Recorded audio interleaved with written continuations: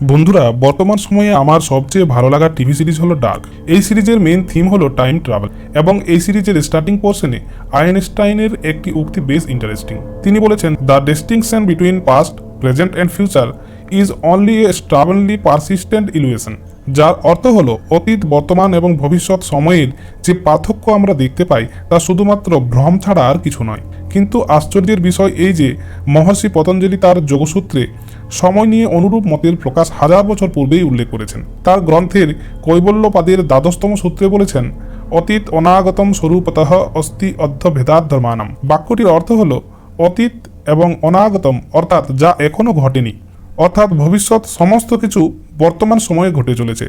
অর্থাৎ একই সময়ে অতীত, বর্তমান, ভবিষ্যৎ ঘটিত হয়ে চলেছে, কিন্তু আমরা কালের পৃথকত্ব অনুভব করি তা কেবলমাত্র ধর্মের কারণে। যখন আমরা ধর্মের ত্যাগ করতে পারবো তখনই এই ভ্রম দূরীভূত হবে।